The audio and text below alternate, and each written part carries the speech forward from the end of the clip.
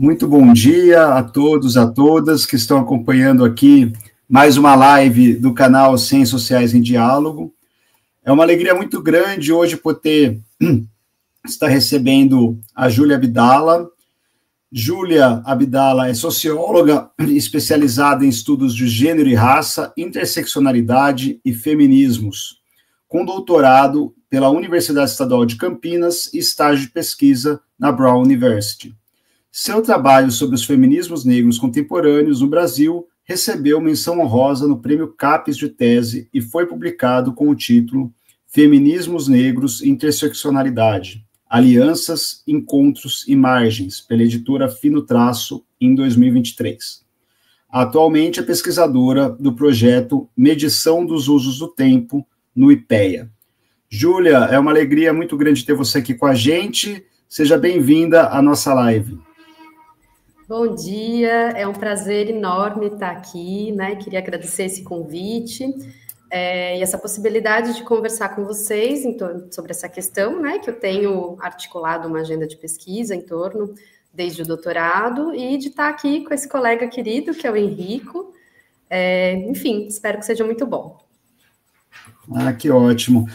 Queria já adiantar para o pessoal que está acompanhando a gente está com pequenas oscilações, mas nada que esteja comprometendo as falas, então a gente vai tocar nossa live como de costume, né, toda quinta-feira às 10 horas da manhã, e aí a Júlia então vai ter uns 30 minutinhos aí, um pouco mais, para estar falando com a gente sobre o tema, e depois a gente vai fazer algumas perguntas para ela. Quem está acompanhando no ao vivo, fique à vontade aí para mandar suas perguntas, suas observações para a nossa conversa com a Júlia.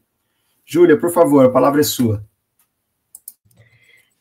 Bom, então, de novo, né, bom dia, obrigada por esse convite, e vou começar, então, essa apresentação. Pode, por favor, passar para o próximo slide, para dizer que o que eu vou apresentar hoje é uma caracterização, né, do atualmente chamado feminismo negro brasileiro a partir da redemocratização, então, dos anos 70, meados dos anos 70 para cá, focando principalmente na relação entre os movimentos sociais e o Estado, né? E também na produção científica e de dados sobre as mulheres negras no Brasil. Então, pensando também um pouco essa relação com a academia, né? Então, primeiro o que eu vou destacar nessa fala são as fases, as pautas e as relações com o Estado que esse movimento vai tecendo, mas também esse conhecimento e essa crítica produzida, né, por esse movimento, pensando aí a partir dessa tensão tradicional entre movimentos sociais e academia, que aqui se dá de uma outra forma, né, com uma demora um pouco maior nessa penetração, enfim. Então, para chegar no fim, um pouco perto do momento atual, pensando alguns desafios, né, da pesquisa e lacunas aí para serem enfrentadas. Então, queria começar pontuando rapidamente por que esse tema é importante, por que essa discussão é importante, né? Então, a despeito dessa noção de minoria, né, que circulou por muito tempo no Brasil e que hoje a gente já sabe que se trata de uma minoria em termos políticos, né, não em termos populacionais, sobretudo com a transformação na autoidentificação da população negra nas últimas décadas, a gente está falando de um grupo populacional, as mulheres negras, que no censo de 2022 correspondia a quase 30% da população brasileira, né, 28,3% dessa população. Nas pesquisas sobre a população economicamente ativa em 2024, as mulheres negras eram 28,4% dessa força de trabalho. 17,6% das mulheres negras, segundo o censo de 2010, e reparem que eu estou indo para dados de 2022, indo para dados de 2010, indo para dados de 2024, isso tem um porquê, né? Então, no censo de 2010, 17,6% das mulheres negras brasileiras estavam no trabalho doméstico e 13% estavam no trabalho no campo, né, que são formas de trabalho que são tradicionalmente muito pouco regulamentadas, com muito poucos direitos, enfim. Então, isso para dizer, né, que a gente está falando de um grupo populacional muito volumoso e que importa muito quando a gente está pensando a desigualdade social e as formas como a desigualdade social se mostra no Brasil, né? E aí eu não preciso entrar aqui com vocês na questão específica, né, de pensar como é que se deu o racismo o sexismo, a desigualdade de classe, diversas outras questões como região, território, sexualidade, historicamente no Brasil, né? Mas para dizer que a intersecção dessas diversas questões de desigualdade apontam para esse lugar ocupado pelas mulheres negras, né? E que, ao mesmo tempo, a gente tem uma série de problemas que, a despeito desse panorama, dessas décadas que eu vou dar para vocês de produção de dados, enfim, a gente tem uma série de problemas que persistem, inclusive na quantificação, no censo, enfim, na PNAD, e na produção de dados sobre essas populações, né? Então, isso para dar uma palavrinha aí sobre por que isso importa. E a gente pode passar para o próximo slide, por favor. E aí, então, já entrando propriamente no tema, né, que eu vou falar, então, essas fases desse movimento de mulheres negras, ou desse feminismo negro, como ele é chamado agora, então, só para dizer que eu vou apresentar isso, né, essa questão por períodos, que são períodos sobrepostos, né, porque são períodos que, ao mesmo tempo que são cronológicos, também são políticos. Então, às vezes, alguma coisa indicada num período anterior, mas se desenvolve no que vem depois, enfim. Que correspondem, então, esses períodos aos momentos políticos do movimento de mulheres negras e a essas gerações apresentadas. Vale dar uma palavrinha, né? E aqui eu estou me baseando principalmente na minha própria pesquisa, né? Mas também na pesquisa da Flávia Rios e da Regimeire Maciel, que está publicada como um artigo em 2017, 2018. E estou pensando aqui em termos, né, então, de gerações, que são gerações políticas, não etárias, né? Vou falar de períodos longos em que uma única geração ocupa. E por que eu estou falando de geração e não de onda, como a gente tradicionalmente fala quando a gente fala de movimento feminista, de movimento de mulheres? E aqui, né, tem uma referenciazinha aí da Carla Gomes e da Bila Sorge que discutem isso bem melhor. Mas porque essa noção de geração, ela me permite pensar não uma coisa, não uma sequência, né? Então, uma coisa que acontece, acaba, e depois começa a outra e acaba, e aí começa a outra e acaba, mas que me permite pensar nessa coexistência dessas diferentes formas de fazer política e nas relações que elas estão tecendo, né? Então, de novo, dizendo aí que eu estou falando de gerações que não são etárias, né? Tem várias gerações etárias que vão se passando no período do que eu vou apontar uma única geração política, né? E aí a gente pode já ir para o próximo slide.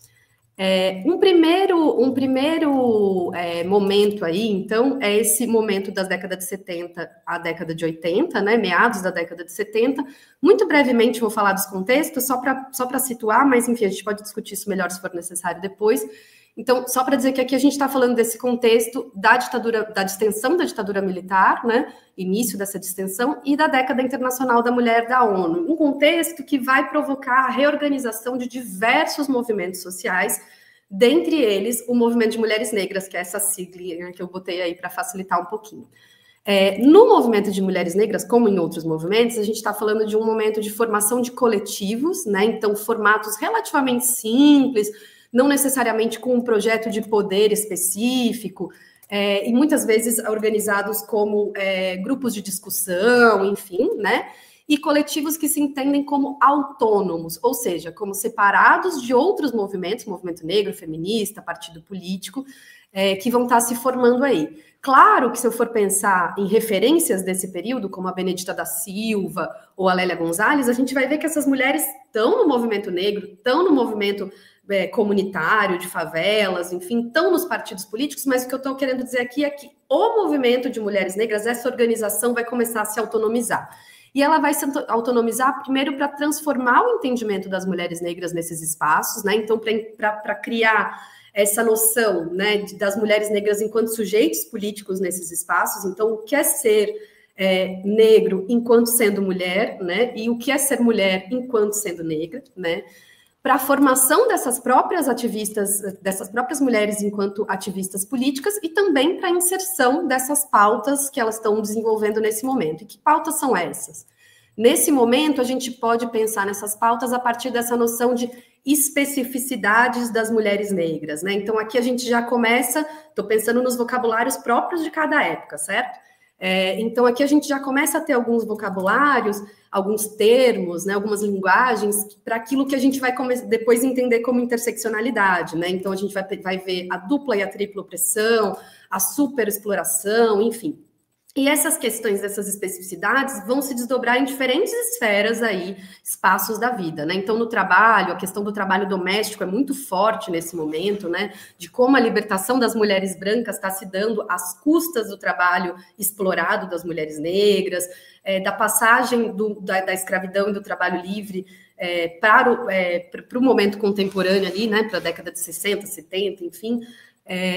enfim, e como essa passagem é marcada pelas imagens persistentes das mulheres negras, vai aparecer também nessa questão da família, né? Então, dessas especificidades das famílias negras, famílias não pensadas como modelo nuclear, etc., né? Mas como famílias estendidas, do lugar que essas mulheres negras ocupam nessas famílias, né? Como sustentáculos, enfim, e também diversas outras coisas, né? Aí, nas relações afetivas, a gente tem um grande texto da Beatriz Nascimento sobre isso nessa época, nessas relações políticas, intelectuais, enfim, e como esses padrões estéticos, afetivos ou racionais, né, padrões de racionalidade ocidentais ou brancos estão mostrando, né, de alguma maneira, um lugar de exclusão dessas mulheres.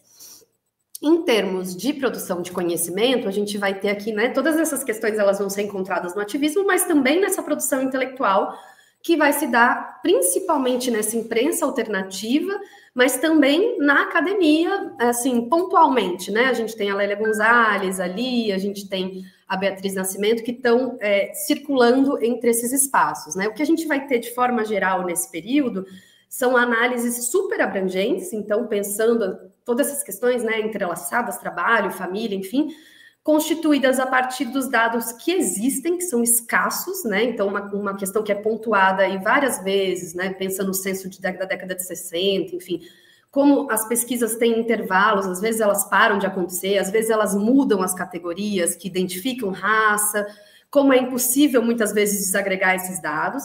São produções, né, que, então, tem com base nesses dados que existem, né, que são pouquíssimos, também nessa observação que é construída a partir desse lugar de nós, né? Então, uma observação que não é colocada em primeira pessoa, como mais para frente a gente vai encontrar, e numa interdisciplinaridade muito forte, né? Então, essas mulheres estão olhando para diferentes áreas do conhecimento para construir aquilo que elas estão, né? Para construir essas análises que elas estão formulando aí. E aí a gente já pode ir para o próximo slide, por favor.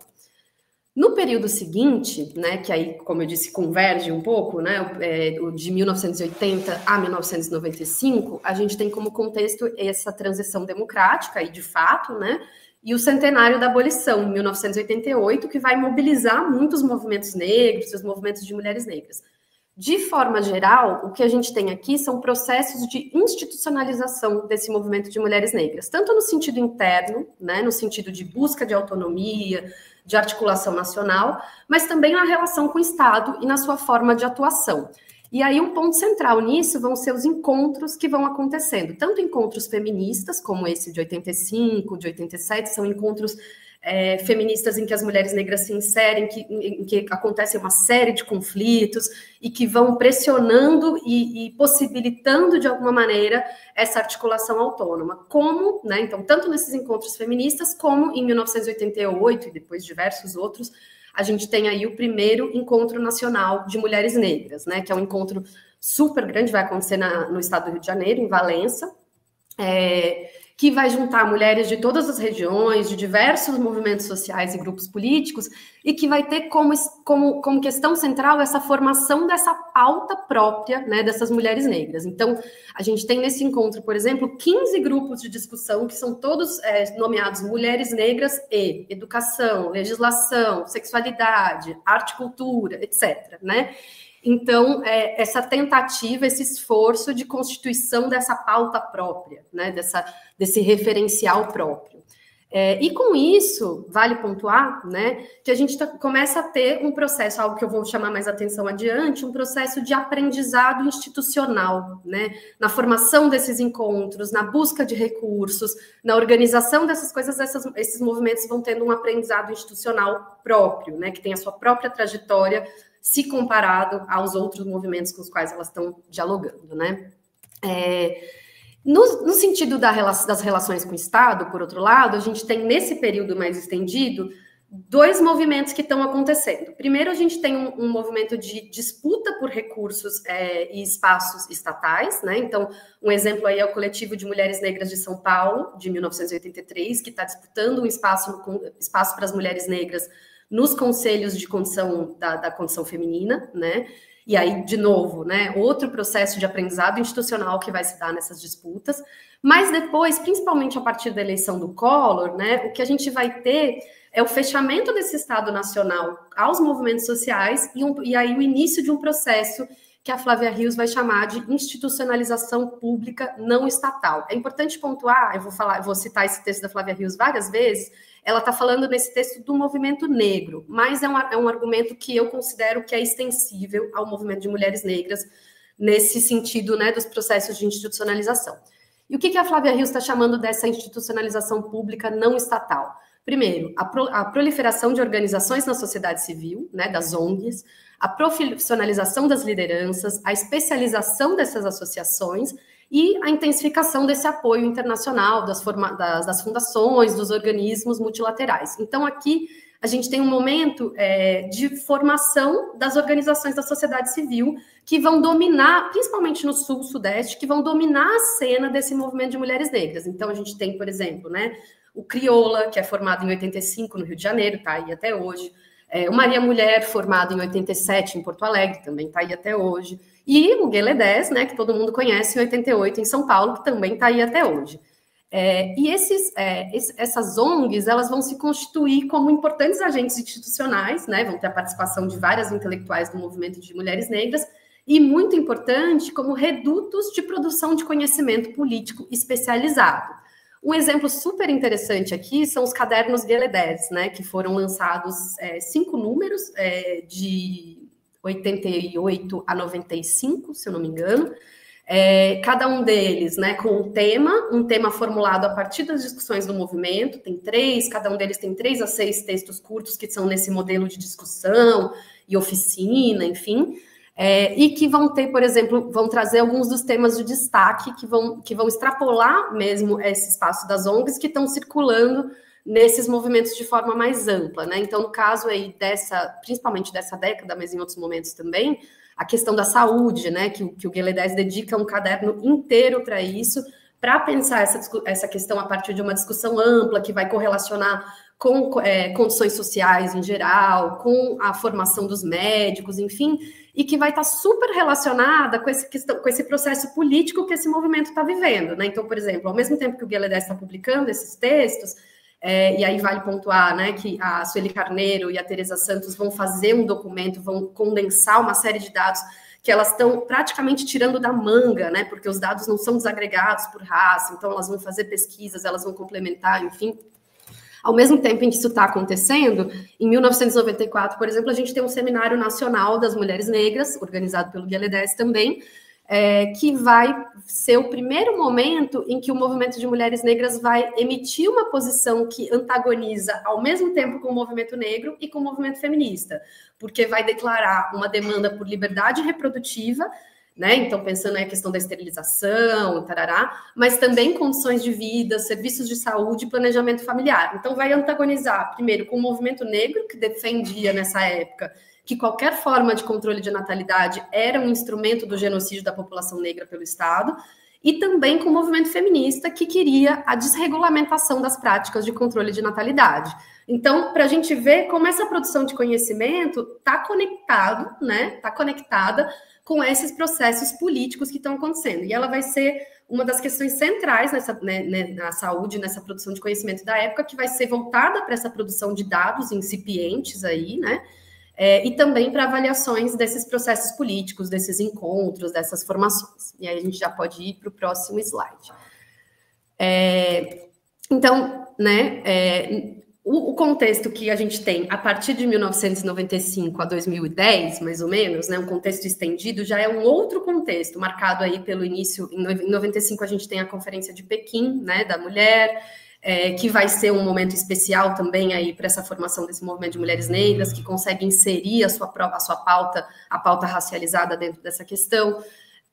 Mas a gente vai ter também uma reabertura do Estado, né, no Brasil, com a eleição do Fernando Henrique Cardoso. O Fernando Henrique Cardoso ali vai receber a Marcha Zumbi já em 1995, vai fazer um discurso assumindo, né, a existência do racismo no Brasil pela primeira vez.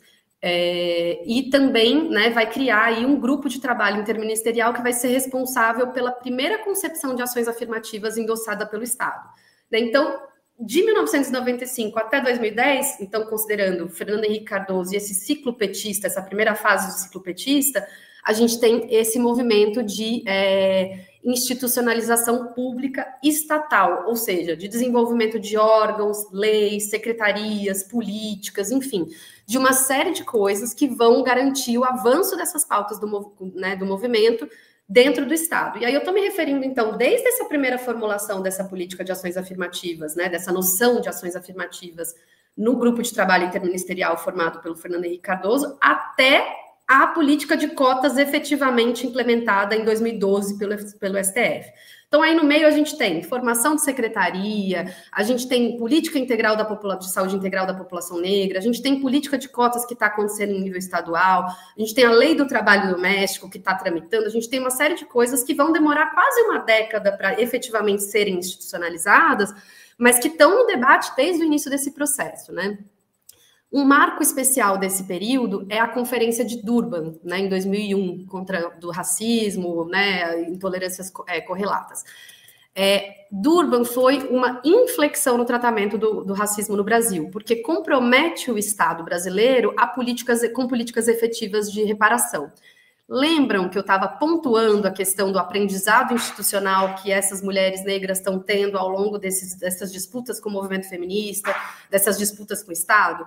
É aqui que esse aprendizado institucional vai pagar, né? Porque Durban, então, tem esse lugar, né, dessa virada, e ali o Brasil tem a maior delegação do evento, constituída por muitas mulheres negras que, justamente por conta desse conhecimento institucional e político que foi acumulado, vão tomar a frente desse processo, né? Então, nesse processo que, em tese, pertence ao movimento negro, são as mulheres negras que têm o protagonismo, né, por assim dizer. Também é um momento em que a gente vai ter as diferenças internas ao movimento que sempre existiram, né, aflorando de certa maneira. Então, por exemplo, a gente tem a organização da Articulação de Mulheres Negras Brasileiras, a MNB, para a ida a Durban, né, que é uma organização principalmente de ONGs e tal. Essa organização, essa articulação vai ser formada em 2000 e, em paralelo, logo depois é formado o Fórum Nacional de Mulheres Negras, que vai se fundar, né, que vai se afirmar como um espaço de organizações de base, né, enfim, então que está disputando essa representação desse movimento de mulheres negras, por um lado, entre esses espaços mais institucionalizados, essas mulheres que têm uma circulação institucional maior, né, que estão ali nas ONGs, e que vale pontuar também, né, ONGs essas que estão mais centradas no eixo sul-sudeste, e esse Fórum Nacional de Mulheres Negras que vai estar mais relacionado a essas mulheres de base que vão estar mais concentradas no eixo norte-nordeste, né? Então, a gente vai vendo como essas diferenças, elas vão tomando um certo corpo, né? Nesse contexto também, principalmente a partir das primeiras cotas, lembrando que as cotas começam nas universidades estaduais, em 2003, né, na Bahia, no Rio de Janeiro, em Brasília, enfim, que a gente vai ter a formação. Então, até o momento que eu estou falando agora, por mais que eu tenha várias gerações etárias, eu tive uma única geração política, né, com determinadas pautas ali voltadas para o Estado, na disputa com o Estado, seja via ONG, seja via espaço institucional no próprio Estado. Mas, enfim, aqui eu começo a ter uma nova geração que vai ser constituída pelos primeiros estudantes cotistas, essa pesquisa especificamente é da Flávia Rios e da Regimeri Maciel, que vai estar focada principalmente na pauta da educação, justamente pelo lugar que vai ocupar, né, nessas políticas de ações afirmativas, enfim. Então, buscando aí expandir essa formação para além dos espaços formais de conhecimento, né, valorizando o conhecimento que está sendo produzido fora da academia, como os terreiros, as comunidades tradicionais, demais espaços aí, privilegiando trajetórias marcantes de mulheres negras, enfim, militantes, poetas, etc., né, e que vai ter também uma expansão do seu alcance na dinâmica cultural, né? Porque vai ampliar esses espaços de formação com a democratização da internet, né? Então, a gente tem uma ampliação aí de troca, dos fluxos de troca entre a academia e esses espaços de organização de movimento social, enfim. Mas que, ao mesmo tempo, né? Não vai ser tão diferente da geração anterior, no sentido de que continua se organizando para o diálogo com o Estado, continua se organizando muitas vezes em ONGs, enfim, então que vai ter essa marcação, né, de algumas pautas, de algumas questões que vão se modificando, mas que ainda está muito próxima dessa geração anterior, né? Em termos de produção de conhecimento, o que a gente vai ter aqui vai ser, primeiro, uma leva, nos anos 2000, de teses de doutorado sobre o próprio movimento de mulheres negras. É importante pontuar que são teses de doutorado, porque lá, daqui a pouco a gente vai conversar um pouco sobre como a expansão gigantesca das pesquisas sobre o movimento de mulheres negras e mulheres negras não necessariamente consegue perfurar esses espaços de alguma maneira marginais, né, na produção de conhecimento. Então, a gente tem aqui o texto do Cristiano Rodrigues, de 2006, da UFMG, da Núbia Regina Moreira, na Unicamp, em 2007, da própria Jurema Werneck, que nesse momento já é uma referência de décadas, né, no movimento na UFRJ, da Ana, enfim, uma série de textos aí que vão estar pensando esse movimento de mulheres negras, seja como um todo, seja recortes temáticos, enfim, mas que vai estar atrelado a essa questão do movimento. Também é um momento em que a gente começa a ter o início desses processos de consagração de algumas intelectuais negras, infinitamente mais da Lélia Gonzalez, né, que vai ser estudada por uma série de teses de doutorado. Depois a gente tem a publicação em 2010 do livro da Flávia Rios e do Alex Hatz. Enfim, né, recuperação de vários textos dela, tem uma coletânea de 2020 da Marcia Lima e da Flávia Rios, e ali, né, então 10 anos depois desse processo começar, a gente ainda tem textos que estão sendo publicados de forma inédita da Lélia Gonzalez, né, também da Beatriz Nascimento, né, muito por conta do texto do Alex Hatz, da pesquisa do Alex Hatz, e muito importante aí, a gente começa a ter incorporação por parte das instituições dessas questões de gênero e raça, né? O IPEA, em 2004, começa o dossiê Gênero e Raça, que até hoje é feito anualmente ou perto disso. Então, o IPEA como um espaço que, né, formula esse conhecimento para políticas públicas, então a gente tem aí uma evidência dessa incorporação. De forma geral, a gente pode falar que essas são pesquisas que são inspiradas por um lugar ativista. Elas não estão necessariamente colocando esse lugar para jogo, né? Elas não estão necessariamente defendendo uma pesquisa ativista, uma pesquisa engajada, mas elas necessariamente estão nesse lugar, porque a gente está falando de estudantes que estão trazendo como temas, né, aquilo que eles mesmos estão vivendo, enfim. E aí a gente pode já ir para a próxima parte. A partir de 2010, então, a gente tem um contexto, né, de crise da democracia, isso já foi muito discutido, a gente pode concordar ou pode discordar, mas a gente não tem como discordar né, do fato de que a gente estava tendo sucessivas crises econômicas, políticas e sociais que colocam, né, que ampliam esse processo de contestação das conquistas dos movimentos sociais, né. Do ponto de vista dos movimentos, a gente vai tendo no pós-Durban uma segmentação dessas identidades políticas, que de certa forma é proporcionada pelos próprios espaços institucionais, né? Então, questão LGBT, questão negra, questão jovem, enfim, então, que vão se multiplicando, né, aí também enquanto formas de organização.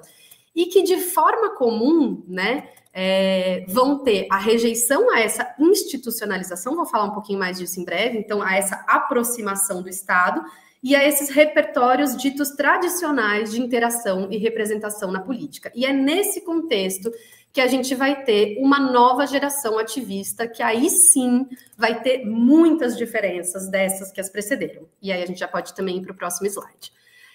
Sobre essa geração, né, a gente pode falar, primeiro, de uma pluralidade de denominações, mesmo no interior dos próprios campos. Então, no feminismo negro, por exemplo, a gente tem feministas interseccionais, feministas negras, mulheristas africanas, feministas periféricas, enfim, né, uma pluralização dessas denominações.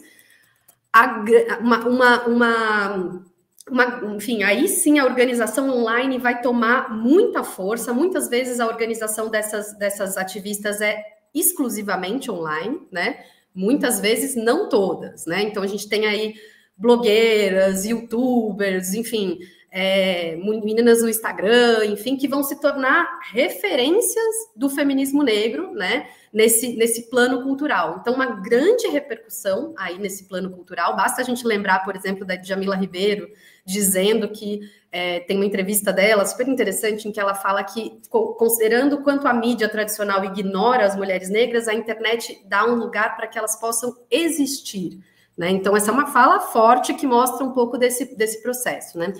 Então, essa grande repercussão no plano cultural, que vai também em outras formas, mas eu vou entrar nisso em breve, e que vai fazer com que esses termos e questões dessa geração, privilégio, interseccionalidade, lugar de fala, enfim, circulem muito, e que vai garantir também uma penetração específica no mercado, né? Então, shampoos, enfim, feiras pretas, questões de cabelo, de estética e tudo mais, né?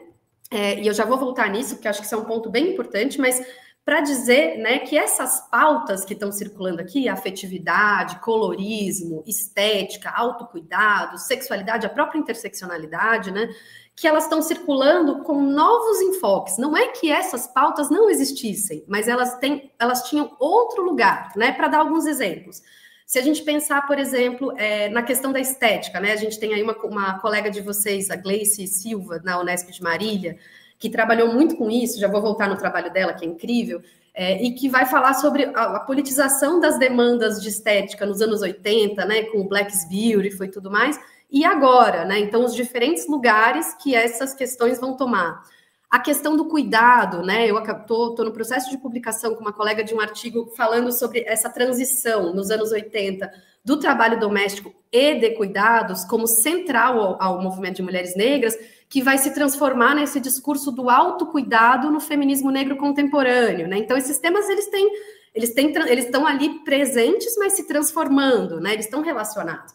Se a gente for pensar na questão da solidão da mulher negra, que é uma questão super, enfim, né, discutida, os trabalhos mais importantes e interessantes que a gente tem sobre isso são da Ana Cláudia Lemos Pacheco, que é uma ativista histórica do movimento negro de mulheres negras na Bahia, e que não à toa está pensando isso, dialogando com mulheres ativistas e não ativistas, e um trabalho que eu sempre recomendo, que é incrível, da Luciana Falcão, que é uma historiadora, que também que vai pensar como se constrói essa noção de solidão da mulher negra a partir de entrevistas também com essas ativistas históricas, né? Então, quer dizer, todos esses são temas que já estavam acontecendo, né? E as próprias emoções, e aí eu vou voltar na questão do mercado, né? Que aí, em associação com essa influência que esse feminismo negro consegue ter sobre o mercado, que é sem precedentes, né? A Gleice Silva vai falar que as emoções passam a operar, as emoções que já estavam nos debates, né, dos feminismos negros ao longo de todo esse percurso, vão passar a operar como um mediador entre engajamento e consumo. Quer dizer, esses produtos e marcas que vão ser constituídos, né, que vão ser construídos para enaltecer a beleza das mulheres negras, vão estar relacionados à ideia de desconstrução coletiva de sentimentos de desajuste, né? Então, como essas coisas vão acontecendo, enfim, né? Como essas coisas vão acontecendo e vão se transformando, né? Então, essa questão do mercado proporcionando essas experiências identitárias de engajamento. Eu recomendo muito o trabalho da Gleice, que é incrível. E é claro, né, não posso deixar de pontuar que essas questões vão gerar novos problemas, novos debates no interior de um feminismo negro que já era atravessado por tensões de classe, né, por tensões de classe, de acesso ao microfone público, enfim.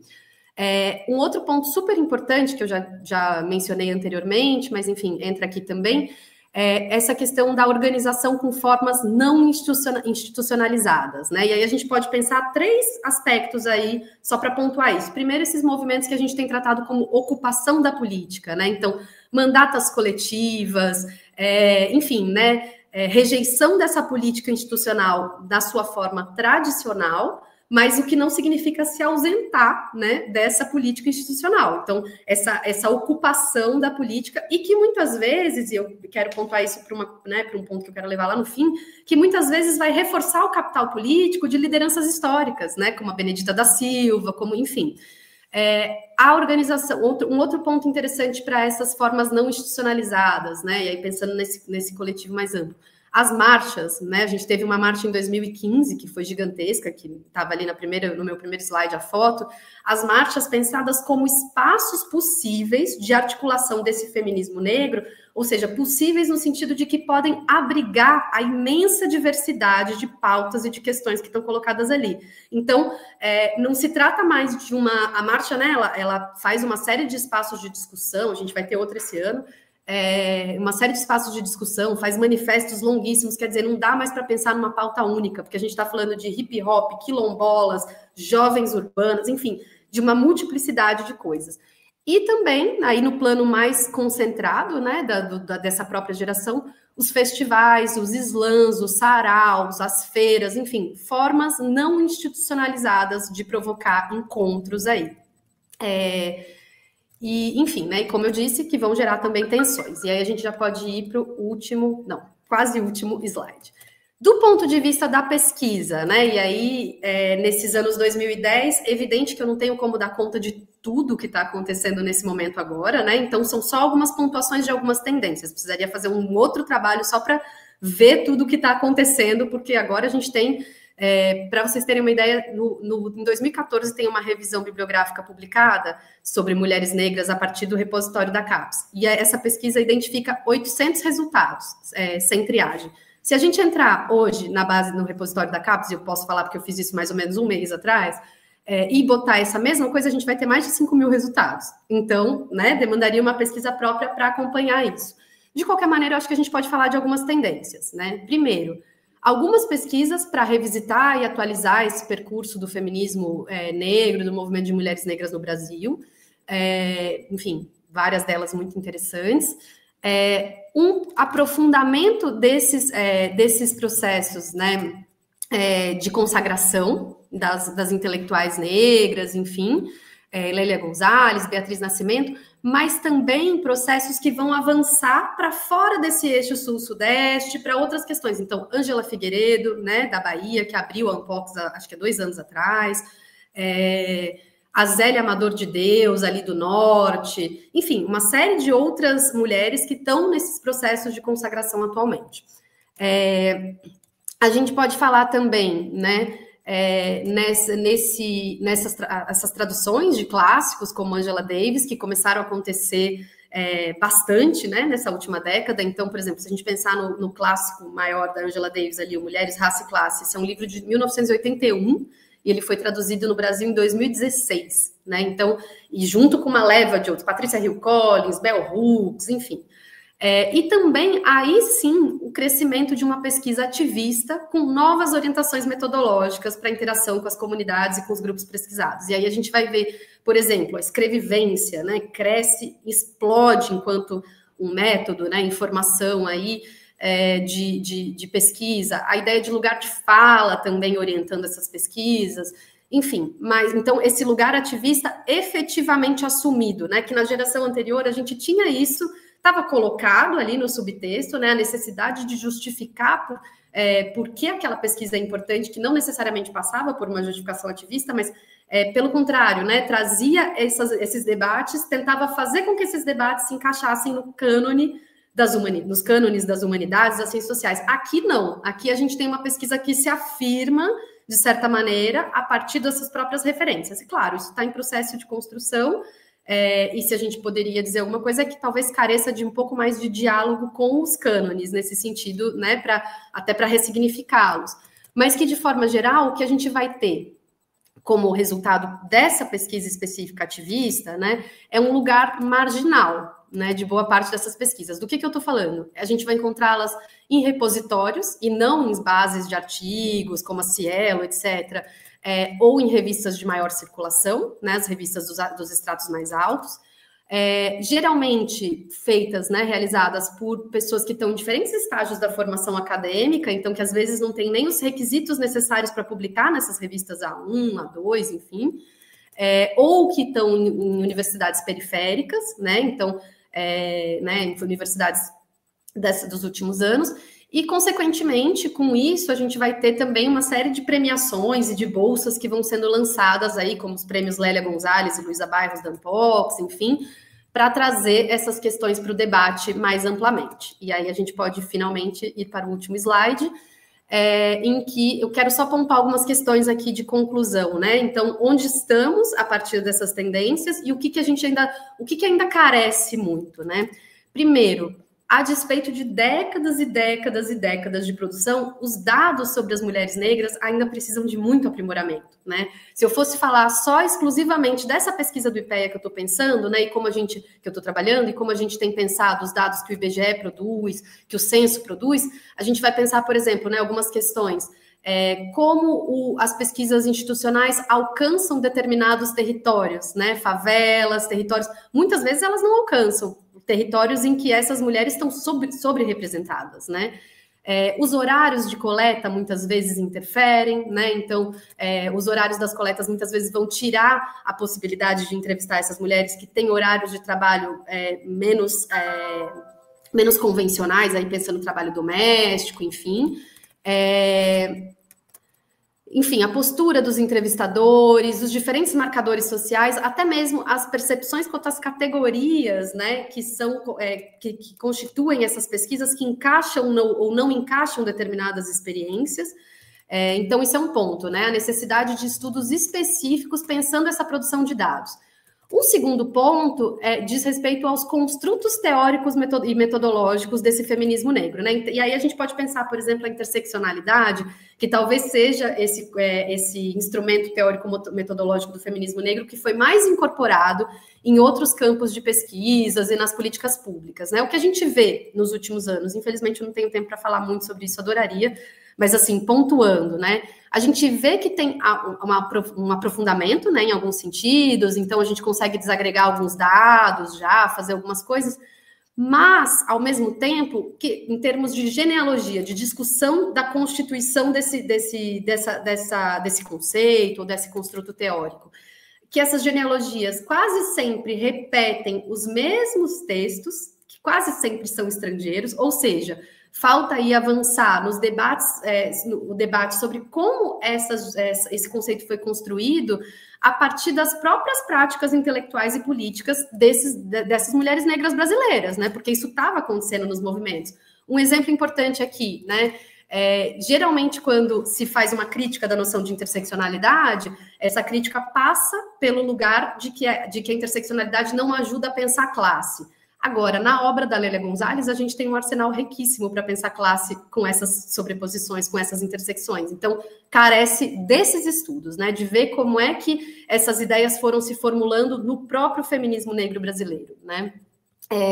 E também, enfim, de investigação empírica, né, propriamente, contextualizada, para ver como é que essas intersecções aparecem e influenciam as experiências dessas mulheres em diferentes lugares do Brasil, né? Lugares, questões, enfim. E um terceiro e último ponto é tomar as diferenças que perpassam esse campo como produtivas e não só como coisas que acontecem à revelia do movimento e que devem ser deixadas para lá, né? Então, por exemplo, pensar os marcadores internos à categoria mulheres negras, contemplar essas especificidades, né? Então, por exemplo, aprofundar nas discussões fora do eixo sul-sudeste, né? Então, a questão regional, eu também não tenho tempo para falar sobre isso agora, mas ela molda o campo do movimento de mulheres negras, ela não é marginal ou secundária, ela forma o feminismo negro brasileiro como a gente entende ele hoje, né? E isso, evidentemente, não é só uma questão de movimento, mas também das críticas que cada um desses grupos de mulheres está fazendo, das interpretações sociais que cada um desses grupos de mulheres está fazendo, né? Uma outra questão, né?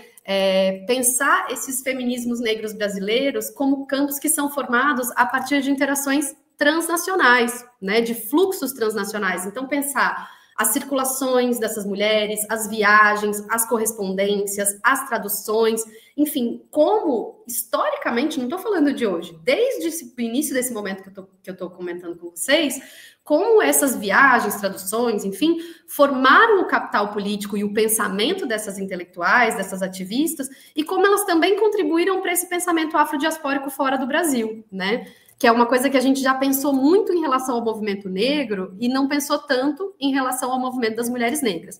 Uma outra questão, última, né? A questão da relação, por exemplo, com os movimentos negros e com outros movimentos que não o movimento feminista, mas principalmente o movimento negro, essa questão das relações dessas mulheres no interior desses movimentos. Relações estas que também moldaram, restringiram, contiveram ou difundiram, né, o pensamento dessas intelectuais negras. Isso já foi muito melhor tematizado para o movimento feminista, né? Eu acho que é decisivo inscrever as mulheres negras na história do movimento negro mais diretamente, né? É uma coisa que até hoje você vê trabalhos recentes sobre o movimento negro que não tem uma palavra sobre isso, né? E elas também são relações formativas. Então, só apontando mesmo aí alguns lugares, eu acho, né, para onde essa pesquisa ainda precisa olhar e que pode contribuir para esse conhecimento, para aprimoramento desse conhecimento que essas mulheres vêm formulando. É isso, gente. Muito obrigada. Júlia, eu que agradeço, a gente que agradece a sua contribuição. Nossa, eu anotei tanta coisa aqui para te perguntar que eu vou ter que fazer uma peneira aqui. Mas, para a gente começar, eu vou colocar algumas perguntas que apareceram, a começar pela da professora Maria Tereza, e aí eu vou fazer um bloco, talvez, de algumas perguntas iniciais, você responde numa fala só, e se der tempo a gente vai para outro bloco, senão a gente já vai encaminhando o nosso encerramento. Mas, a primeira pergunta, então, é a professora Maria Tereza, né? Em que medida a conferência de 1985 de Nairobi, Conferência Mundial para avaliar as conquistas da década das Nações Unidas, influenciou a formação e organização do movimento das mulheres negras, pensando particularmente, né, no Brasil? Outras perguntas aqui que eu pensei, e aí, se você não tem tanta relação com essa, mas se você conseguir responder em bloco, a gente já encaminha. Eu fico pensando em algumas relações que dá para a gente fazer com outros marcos, principalmente do pensamento feminista. Então, uma coisa que é bastante... Nossa, eu vou passar a palavra para você, vou tomar uma água, e aí depois eu faço as outras perguntas, tá bom, Júlia? Porque aqui tá um pouquinho... minha garganta tá um pouquinho ruim aqui, tá bom? Claro, tranquilo. Então, eu vou passar a palavra para você, depois a gente continua. Tá, bom, bem rapidamente, a conferência de 85, né, em Nairobi, ela teve várias influências. Quem trabalha muito isso é a Matilde Ribeiro, né, ela fala um pouco sobre essas conferências. De forma geral, esse era um momento em que as mulheres negras estavam se constituindo ali como sujeitos do interior também desse movimento feminista, né. Então, em cada uma dessas conferências desse período, mais ou menos aí, vamos dizer, de 85 a 95, mais ou menos, é um período de forma geral em que cada uma dessas conferências vai ser alvo de debate, mas também vai ser palco de uma série de dissidências e de conflitos entre as mulheres negras e as mulheres ali do movimento feminista, né? Então, para ser sincera, não teria assim na cabeça nesse momento especificamente sobre essa conferência o que foi que aconteceu, mas é importante a gente ter em mente que esse é um movimento, que esse é um momento em que esse movimento de debate, de formulação de especificidade, de tentativa de inclusão dessas pautas na discussão mais ampla do movimento feminista é o que de forma geral está acontecendo, né? 85 é um ano super importante para o movimento de mulheres negras, sobretudo, né, o que se pontua mais, já registrado, enfim, porque tem uma questão também que muitas dessas discussões estão acontecendo dentro dos movimentos, e enfim, né, documentadas aí em atas, em coisas assim, que ainda não foram estudadas, né, que ainda não foram pesquisadas, enfim. Então, acho que a pesquisa documental também é algo que precisaria muito ser feito para compreender assim, o processo desses temas, dessas pautas, né? Enfim, desses processos. Mas, de forma geral, em 85, 85 é um ano marco dessa separação, dessa autonomização do movimento de mulheres negras com relação ao movimento feminista, né? Porque até então, e depois também, claro, isso não deixa de acontecer, essas mulheres estão se inserindo sempre dentro dessas pautas do movimento feminista e tentando pontuar essa especificidade com muita resistência por parte do movimento feminista de forma geral, inclusive porque existem compreensões muito distintas, né, das mesmas questões. Então, para dar 2 exemplos interessantes, né, o movimento feminista nessa época está discutindo muito a questão da sexualidade, né, então do direito à sexualidade da mulher e tudo mais. E as mulheres negras, tem uma entrevista com a Benedita da Silva, agora bem legal no podcast Escute as Mais Velhas, que eu recomendo muito, e ela pontua isso, inclusive, né? As mulheres negras vão dizer assim, cara, como é que eu vou pensar em sexualidade se eu tenho que acordar 4 horas da manhã para pegar água na bica d'água da favela? Não consigo nem me higienizar propriamente em determinados momentos. Como é que eu vou pensar nisso, né? Enquanto as mulheres brancas estão pensando em entrada no mercado de trabalho, uma série de coisas, as mulheres negras estão pedindo direito à creche. E aí as mulheres brancas vão dizer, ué, mas por que a mulher tem que estar sempre ligada ao filho? E aí as mulheres negras vão dizer, porque vocês dizem isso porque os seus filhos têm babá, né? Que somos nós. Então, quer dizer, esse, de forma geral, é um momento de moldagem dessa especificidade, de muita animosidade nesse sentido, que vai resultar na autonomia desse movimento, mas também numa inclusão diferenciada, né? Porque quando a gente chega em 95, em Pequim, a gente já está falando de outras relações entre o movimento de mulheres negras e o movimento feminista, né? Já são relações muito mais constituídas e pacíficas nesse sentido. Então, acho que de forma geral é isso. Ah, ótimo. Nossa, bem, você começou falando que não ia ter muito o que falar e deu uma resposta bastante completa. Eu fiquei pensando um pouco, eu vou fazer 3 perguntas em bloco, e aí você pode se organizar da forma como preferir, tá? Uma primeira coisa que eu pensei em relação a outras correntes do pensamento feminista contemporâneo, ou seja, para fora do feminismo negro em princípio, mas que tem pontos de intersecção, né? Eu pensei principalmente no feminismo da reprodução social. Então, principalmente a Silvia Federici, a Cinzia Arusa, a Nancy Fraser, que fazem esse debate e que problematizam, talvez não de forma central, mas que problematizam uma escala, vamos dizer assim, que elas estão pensando principalmente na questão das mulheres migrantes, né? E para problematizar essa escala do cuidado que vai sendo colocada para mulheres mais pobres e mulheres migrantes nessa terceirização do cuidado, vamos dizer assim, né? Então, eu queria ver se existe uma interlocução do feminismo negro brasileiro com essa teorização e se existe problematização também sobre esse tipo de abordagem, se você tem feito problematização sobre esse tipo de abordagem, ou seja, as contribuições possíveis e também os limites dessas autoras que estão com toda, vamos dizer assim, boa vontade em pensar a questão das mulheres negras, mas estão falando de um outro lugar e de um outro cenário, né? Isso é uma coisa. A segunda pergunta, eu fico pensando muito na disciplina de pensamento social no Brasil, que a gente tem em vários cursos de ciências sociais, que a gente teve lá na Unicamp, né? Não juntos, né, porque a gente não estava estudando junto naquele momento, mas nós dois tivemos provavelmente com os mesmos professores, inclusive muito bons professores. Mas que, tradicionalmente, é uma disciplina que foca um determinado cânone de autores, vamos dizer assim, indesviáveis, né, do pensamento social brasileiro e que exclui a produção das mulheres negras, né. É uma pergunta um pouco até de curiosidade em relação a essa disciplina.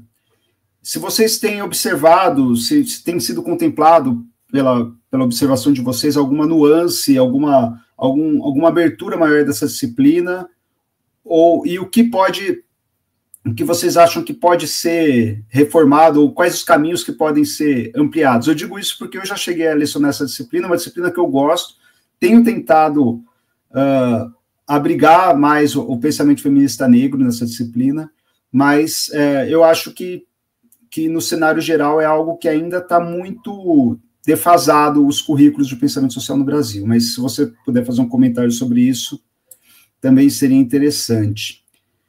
E, por fim, pensando nessa última parte da sua exposição, né, no lugar marginal da pesquisa ativista, o lugar ainda marginal da pesquisa ativista das mulheres negras, eu pensei muito na discussão da Patricia Hill Collins, né, sobre Outsider Within, né, que é a discussão justamente da mulher negra que consegue o seu espaço, e aqui no Brasil a gente tem a questão das políticas públicas nesse sentido, dos compromissos públicos de ações afirmativas, enfim, mas que mundo afora, de forma mais ou menos possível, essas mulheres negras conseguem seu espaço na academia, num curso de sociologia, de ciências sociais, e que se lidam com o dilema, né, de ser uma outsider que está dentro, quer dizer, de ter um referencial de produção de conhecimento, de epistemologia, de produção de saber, que ou precisa ser domesticado em termos positivistas, que é a crítica que a Hill Collins faz, para que ela consiga ter o sucesso dentro do campo, ou essa mulher precisa produzir esse conhecimento fora, né, porque esse conhecimento ativista não encontra espaço nos referenciais metodológicos e epistemológicos dominantes.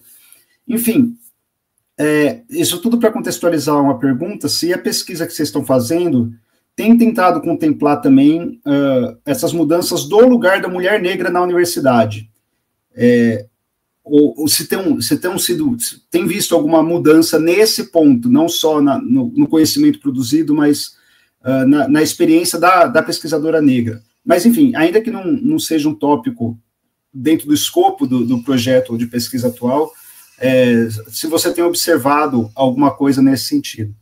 Então, se você puder responder e já encaminhar aí para as suas considerações finais, aí a gente já vai fechar. Respondendo as perguntas, né? Primeiro sobre a relação desse feminismo contemporâneo, especialmente a teoria da reprodução, com o feminismo negro e essa discussão dos cuidados. Tem muito interessante sobre isso, não é muito a minha especialidade, mas tem um trabalho muito interessante que é da Bárbara Machado, que está pensando exatamente essas conexões. Mas eu vejo que, assim, quando a gente está pensando, né, a questão do trabalho doméstico e de cuidados no Brasil, já é um fenômeno conhecido, aquilo que se chama de modelo de delegação, né? Então, quer dizer que para que determinadas mulheres, em geral brancas de classe média, em sua maioria, brancas de classe média, possam sair, né, digamos assim, das suas casas a fazeres domésticos, elas vão transferir, né, vão fazer essa delegação, transferir para uma trabalhadora, geralmente uma trabalhadora doméstica negra,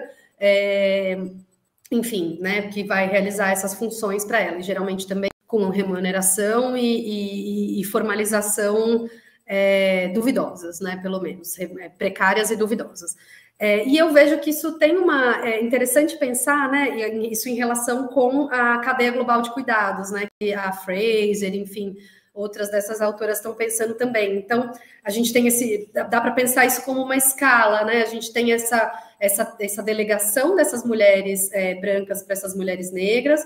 Isso também acontece nos países do capitalismo central, como nos Estados Unidos, né, há muito mais tempo atrás, ali na década de 60, enfim, naquele momento que a Patricia Hill Collins está, para conectar, inclusive, né, está pensando como outsider within, né, no pós-abolição e tudo mais, até a década de 60.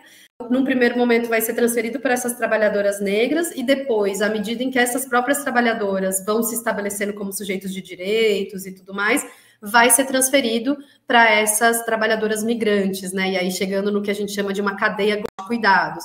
Então, embora eu não tenha como falar exatamente como essas relações estão sendo tecidas, né? E recomendo o trabalho da Bárbara Machado para isso, é evidente, né, que existe um processo aí em que esse trabalho vai sendo sempre delegado por aqueles que estão na posição mais, para aquelas, né, mais especificamente, que estão na posição mais precária, e que esse lugar de precariedade, ele é marcado por aquilo que a gente vem chamando de interseccionalidade, né, então a gente está falando sempre de mulheres, e sempre de mulheres marcadas racialmente ou etnicamente, e nesse caso, né, e acho que a gente poderia pensar isso no Brasil também, a partir de migrações internas e também de outras migrações, né, de bolivianos, de outros grupos da América Latina, enfim, haitianos, enfim, que provavelmente também vão ocupar esse lugar, né, essa marca de região ou de migração, né, então, bom, Sobre a questão do pensamento social, né? Gosto muito de pensar sobre isso. Eu dei essa disciplina 2 vezes na Federal do Recôncavo, e, enfim, ao longo de uma disciplina para outra, tentando fazer de um programa para o outro, fui tentando fazer essa transformação, essa modificação para incluir, né? E gosto, assim, pensei em diferentes formas, né, de fazer isso. A gente vai fazer acho que uma pergunta, eu não sou especialista no pensamento social, né? Mas uma pergunta que eu me coloco para produzir esses programas essa é uma disciplina cronológica? Ou essa é uma disciplina temática? Ou como é que eu, né? E aí posso ter diferentes respostas, mas eu apostaria naquilo que, dialoguei sobre isso, né, com a Ângela Figueiredo, naquilo que a Ângela me falou que, olha, se essas forem disciplinas cronológicas, a gente vai ficar, né, as mulheres, os pensamentos das mulheres negras, vai ficar sempre no fim, né, vai entrar sempre depois, porque se elas não estavam produzindo depois, o trabalho delas foi recuperado muito depois. E se a gente pega, por exemplo, a Lélia Gonzalez, eu acho que isso também carece de um estudo para aproveitar essa oportunidade, né? A Lélia Gonzalez dialoga diretamente com Caio Prado, com Florestan, né? Enfim, então, esses diálogos acho que podem ser tecidos intratematicamente, né? Inclusive, para ressaltar o próprio ineditismo, a própria inovação que esses estão fazendo, né? Sempre que eu dou Florestan dialogando com a Lélia ali, como eu disse, não sou nenhum especialista nisso, mas isso mostra, né? Muito daquilo que o Florestan está falando na integração do negro da sociedade de classes parece uma crítica super nova, né? Assim, parece que a gente escuta, né? E parecem coisas super novas, mas na verdade já estão lá, né? Então acho que esse diálogo eu tenho tentado produzi-lo a partir desse lugar, né? E para fechar sobre essa questão, né, do outsider within, desse lugar da mulher negra na universidade, eu acho que sim, tem grandes modificações nesse sentido, né? Claro que a própria experiência dessas mulheres enquanto outsiders within ou forasteiras de dentro, ou as diversas traduções que isso teve, não sou eu que vou poder falar isso, né? Mas eu acho que, do ponto de vista do Brasil, né, a gente tem uma visão, um recorte muito específico, válido, né? Válido e relevante, mas muito específico quando a gente está pensando a partir das áreas em que a gente fez a nossa formação, né, Henrico? Quando a gente está pensando a partir das estaduais paulistas, quando a gente está pensando a partir das federais que tem, às vezes, séculos, né, quase um século aí, enfim. Agora, quando a gente vai para as universidades periféricas, e por periféricas eu estou falando dessas universidades que estão se formando nos últimos 20 anos e que então estão numa posição de competição muito específica com relação, né, na CAPES, nas notas, enfim, então numa posição muito específica com relação a essas que vieram antes, já estão constituídas.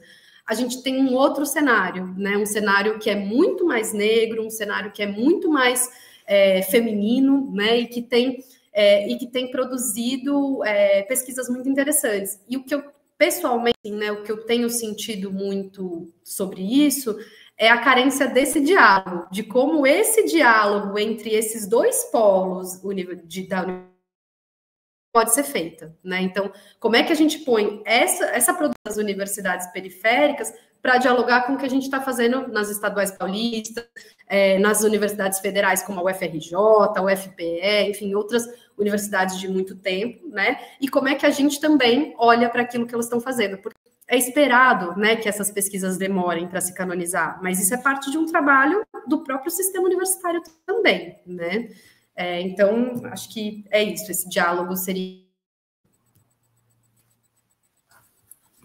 Júlia, muito obrigado, viu? Foi uma experiência muito rica te ouvir, fazia muito tempo, inclusive, que a gente não conversava sobre pesquisa, e é muito bom, né, ouvir você falando dessa sua agenda de pesquisa atual, que nem a gente assim, mas que foi sofrendo nuances muito ricas nesses últimos 10 anos, né, que a gente tem produzido e conversado.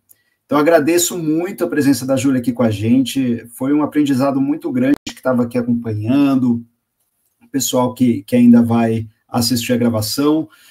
Lembrando sempre que essa live e o canal Ciências Sociais em Diálogo é uma produção da Faculdade de Ciências e Letras de Araraquara, particular do Departamento de Ciências Sociais do Programa de Pós-Graduação em Ciências Sociais, e sempre pedir aí para você que está assistindo com a gente, para se inscrever no canal, ativar o sininho, acompanhe as nossas lives e siga o nosso Instagram. Obrigado, gente. Obrigado, Júlia. E até a próxima quinta-feira, às 10 horas da manhã. Até mais.